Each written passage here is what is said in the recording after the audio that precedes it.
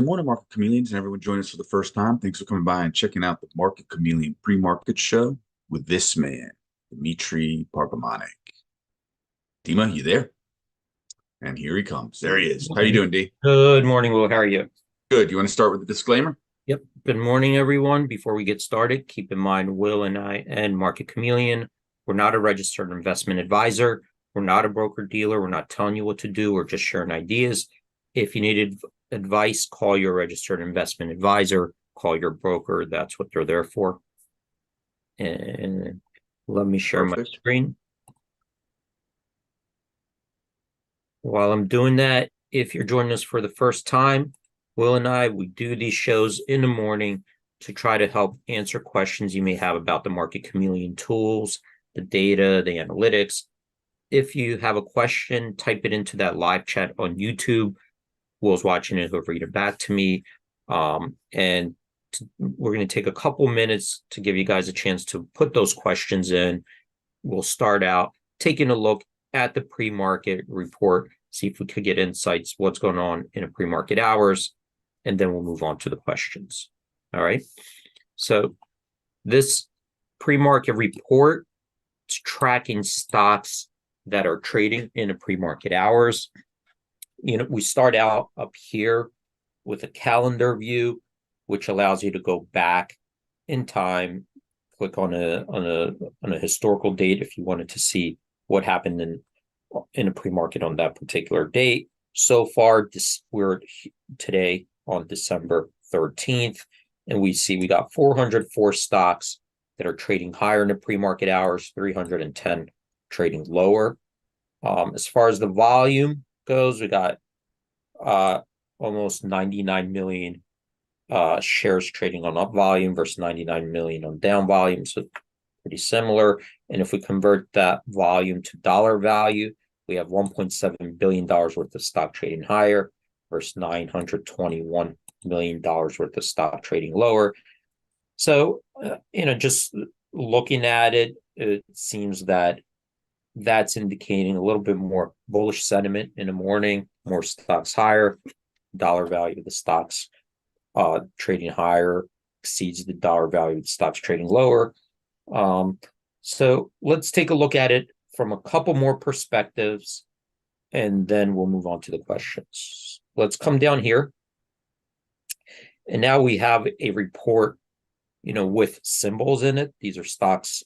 So these are symbols of the stocks that are trading in pre-market hours. We have our most active list, our biggest percentage gainers, biggest percentage decliners.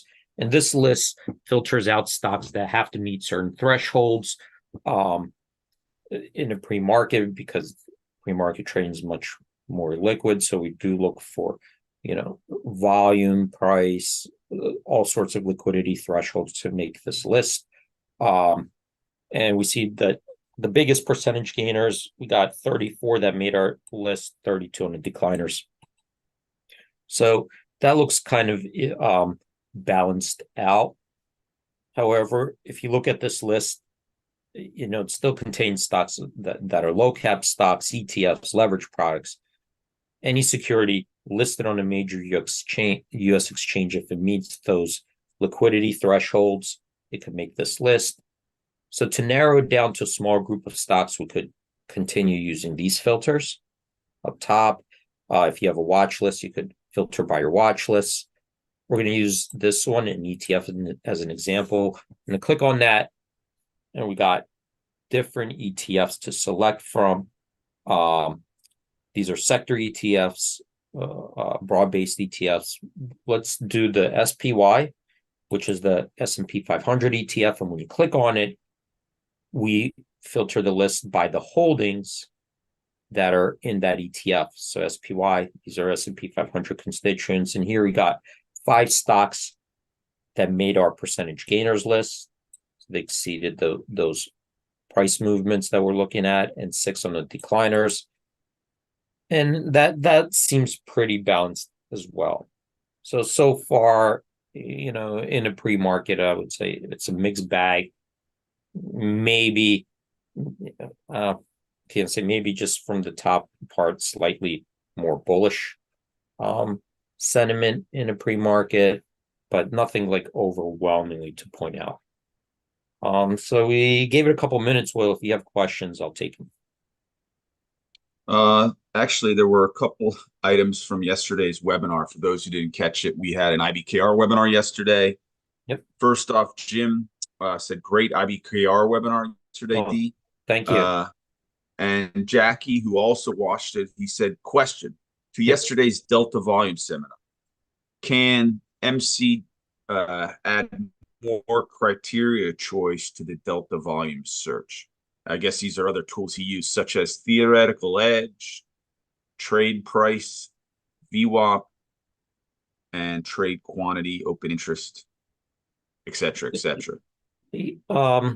Yeah, so I'll just come to it if nobody saw this yesterday. We did a webinar on these option block trade screeners when you come here, and this is a popular screener for looking at specific option trades that are, these are big trades, but it had to do, these trades are all just one print, right? So over here, 100 contracts traded at $1.12. So that's a single trade that transacted. And the report over here, Delta Volume Screener, this is the one we added here. What it does is goes a little bit further. And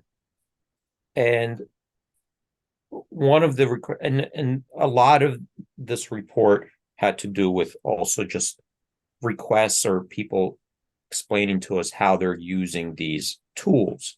So one of the things that we did is, instead of just taking the trade, just a single trade, we started looking at the trade sequences.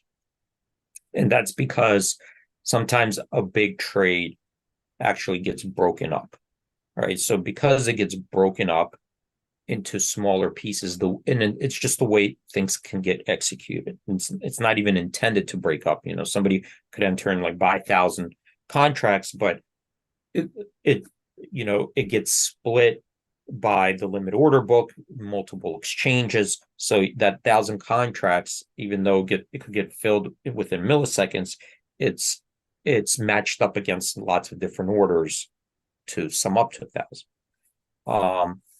So the first thing, that we did was, okay, let's go and start parsing the tape and finding those types of trades, because a lot of people have been pointing them out, made it very good. And it's not an easy thing, because the exchanges don't actually, they just print the trades. So you do have to kind of inference this is all part of a trade, because they don't tag it like this is all part of one order. So there's no tag on the order. But I'll get to the feature requests after this. I'm just kind of going really quickly review of this, because this is a relatively new feature, and some of you may have not seen the webinar yesterday. So this would be, the second day that we had it on. And, just to kind of show you an example, like, here, I'm going to sort this, like say over here in SP, we see 451 trade, a total of 451 contracts, and we have the VWAP of these 451 contracts, $1.65, but there are 419 trades that we had to do. So you see this, that might be a bug. All right, and this is the second day we have it out. So let me see if I could just refresh my screen here. So what we did was look at and said, okay, let me see if that's a bug, actually. So yeah, so there you go, I got it. All right, so I got to report that. So if you open it up, I do have to check why that happened, but you'll see the rest of the trades. Let me see it, because it could be too many. All right, so I think maybe that was too many trades. So let's see this one, 72 trades. So they added up to 2,046 contracts. So you could see here, you see all these trading at 345. These are all, right, individual trades that get reported, right, on the tape. But you could see here, they're all getting executed within milliseconds of each other, right? So just right. So here you see it, how fast, because you could see a lot of these when that happens, it gets quickly, quickly filled, right? So in this sequence, we determine, all right, based on how that sequence of trades came in, our inference is that these are all part of a order that must have like just come in, right? So it looks like an order must have just come in and started just getting filled very quickly, even sweeping multiple exchanges and orders on the book, because even on an exchange, when you see like an offer or bid, it could consist of different orders at the same price, right? So they have to fill in all those orders. So like, for example, if there's 100 offered on the SIBO, well, that could, there could be, somebody offering 10, somebody offering 20, somebody offering 1 or 2 or 3. So it's all, the limit order book consists of multiple orders. So if somebody comes in and takes all of them, you're going to see different quantity trades like this. So what we did was we look at it and say, okay, so first things first, what do we think? And the algorithm goes through and looks at the time sequence and so forth, and the way, and then it'll group it together. So it'll say, okay, this looks like not lots of different retail 111, even though these could be sweeping the books of, but the original order came in was a bigger order, right? And so that came from a request, so that's what we're doing over here. And you can see here they all traded 345. That's the VWAP price, 345, for a total of 2,046 contracts. So then the next request, and this was very often, well, obviously there's a buyer and a seller. So all these executions, each one had a buyer and a seller. But if you don't have a buyer or seller, you don't have a trade, right? But a lot of requests come in. Well, what's your interpretation that who initiated these trade? Like what? So somebody, they call them in the market takers and market makers, or liquidity providers and liquidity takers. So the question is, well, who was the more aggressive, like the one that stepped up and took the liquidity, right? So was it the buyer who took the liquidity or the seller, right? So that's the next, the question. And that's, sometimes it's an interpretation, because there's no indication on the tape.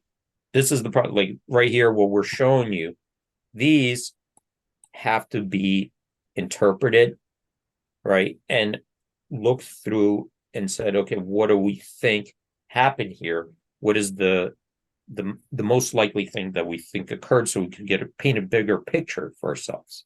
Because otherwise, if you just if you just looked at the trade tape, this wouldn't look like a big trade that came in for 2,000 contracts, because then you were just looking at, it looks like a lot of just small individual trades come in, right? But that's obviously, like, we could see here that in quick milliseconds these are getting filled, which options don't trade that way. Even stocks that trade a lot aren't trading every so they don't trade that quickly all the time. So you could see something's up there. And when we aggregated them, we said, okay, this is something interesting, that there was like a sizable trade that happened here. Let's see what happened. So then we group it together and then we analyze it. And like I said, one of the things is an interpretation, was who was the taker? Was the taker buying or selling? So by our estimate, we have a bunch of rules in place that tries to say, okay, based on all these, scenarios that we're seeing, we think that this was uh, uh, a taker, from the buy side that came in. So that's how it's interpreting these trades because it has a bunch of rules in here that look for that. Okay, I mean, and I don't know what specific rule this one hit. You know, I'd have to go check, but that's what this interpreted that somebody came in, started, put in a buy, and then everybody was hitting it.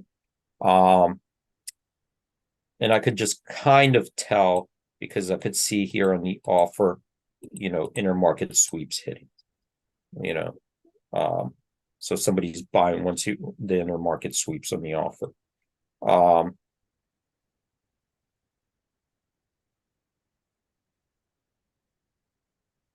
Yeah, it looks like somebody placed that bid and started getting hit out. So that was the interpretation. Those were the two, things that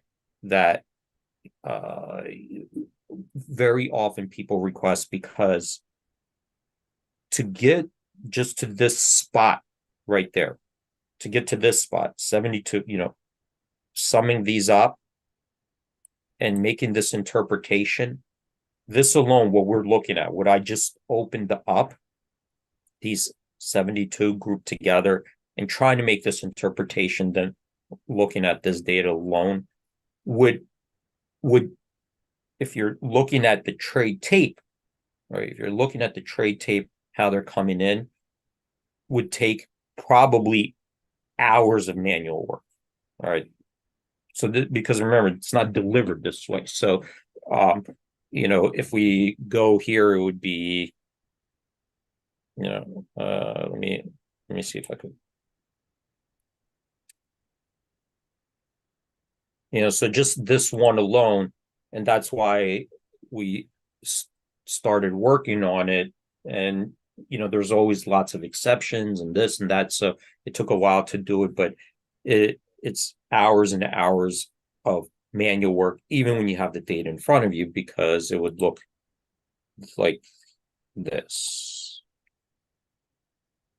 So this is how the raw data looks. All right. And even here, we're giving, some analytics here. So you would start out with this and try to piece it back together. So, and then now that we got here, let me see if I could filter this down to just so now I'm just looking at the symbol M, right? Now that we got here, you can see this traded several times, January 16th. So trade at 365. So we got two of them bought here. I think here's another one, 325. It traded.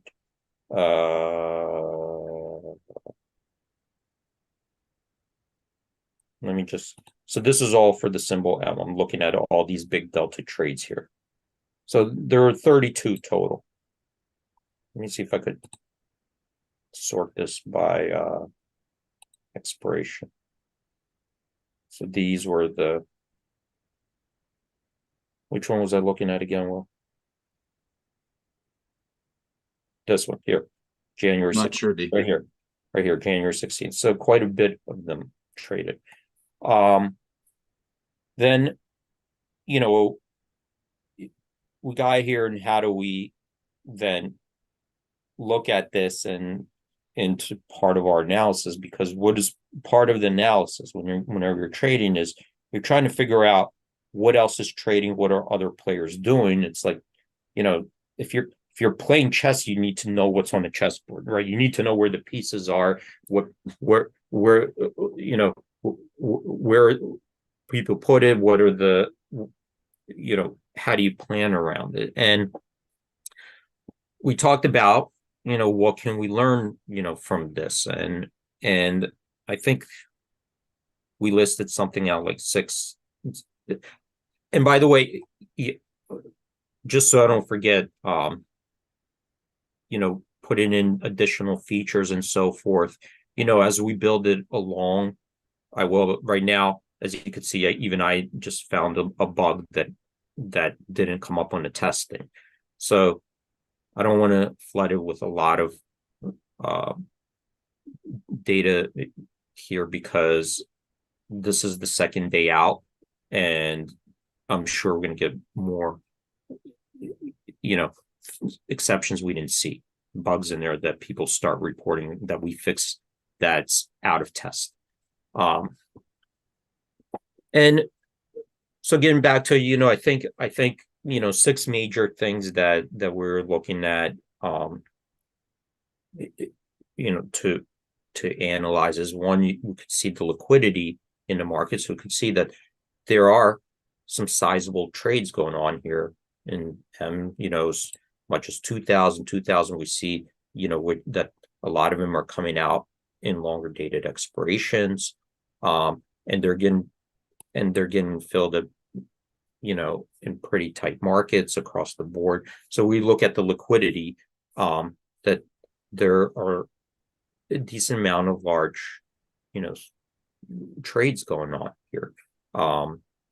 And really just telling by this, looks like we could see that you may have had to come back a couple times, not all at one time, but definitely getting filled in pretty sizable. You could see here the notional value of these trades, 700, 400. So there's quite a bit of liquidity there. And we could also compare like where the bid and offer was, how much are they stepping up, and so forth. So one thing is just to look, for those liquidity. The other thing we're looking at is for price discovery, because if you're going to be pricing options, right, if you're going to be trading options around a perceived fair value, you want to know, well, where are the markets price, where are the, where are these trades, where are they getting executed, what are the implied volatilities of these trades. So in this case, here's the IV, and in this case the IV itself may not, because I'm noticing this is a high delta option, 94. But the idea is, where are the implied vols trading at? Because if you're looking to trade, if you're looking to potential positions or whatever, well, price discovery is a big part of it, right? You're my theoretical values, but where the core of the trade's happening, because if they're happening in a certain volume you're trying to buy, you probably want to buy below there, right? Below that, those averages, or sell above it, because that's kind of a little bit extra edge if you can do it. So price discovery becomes an important element of analyzing these trades, right? Then we talked about positioning. Well, what do we think, is happening? We could check the OI, but how are people positioning themselves? Because we do see some large trades here, $1 million to, if this is, and this could be all coming potentially from the same source, because we see from 120 to 122, all right, from 120 to 122, these calls traded a lot, right? So in our back of our mind, we're saying, okay, somebody probably has a position in these things. We could check OI, but you want to know what are potential positions out there, what they might be doing, because that also feeds into your decision making, and so forth, because you want to know in the back of your mind, as traders, kind of when we're on the floor, we kind of always knew like there's buyers in the out months, there's sellers in this stuff, there's buyers in this. So you want to know, what type of positioning there is, and what type of other traders have done, and when you're following these stocks, the other thing we're talking about is you'll see that a lot of times there's also, when you really know the product and you really know the trades, and from day to day, you start also to become much better at anticipating order flow, anticipating order flow even based on certain events, because almost everybody could anticipate, like, order going into earnings, that premiums go up and so forth. But there's a lot of stuff going in between. And when you really know your product, the thing you're trading, you could start also just anticipating order flow, even based on if the stock's moving up or it's moving down, or if this time of month or near expiration. All those things become an important element in your trading when you start anticipating order flow. I know as a trader, I knew there's certain types of order flow closer to expiration. I knew there was a certain type of order flow when the stock is trending up. I knew there's a certain type of order flow if the market is moving down. Like, you could anticipate that, but it takes experience and monitoring those markets and watching how things behave in different events. Okay. So, well, I'm right up at 9:30. So I don't know if you did have questions, or I may have not answered that last question. No, that was really helpful, D. I mean, he did have certain requests for features in the screener, other tools that. So maybe email. I think that was from Jackie. Jackie, email support at Market Chameleon with your requests. Not all requests can be handled, but they always lead to ideas and discussions internally, so it's worth it. Right. And also, this is a brand new released feature, and Dimitri's used it for quite a while, but everyone uses the tools differently, right? So if you see anything that doesn't look right, please also email support at Market Chameleon. It's very helpful. Awesome job. Definitely. Because usually when we push something out, we'll get things, people use it in different ways that we do in our testing, and that sometimes leads to like discovery of bugs we didn't see. But yeah, everyone, thank you for joining. Stay safe out there. Have a great trading day, and we hope to see you guys tomorrow.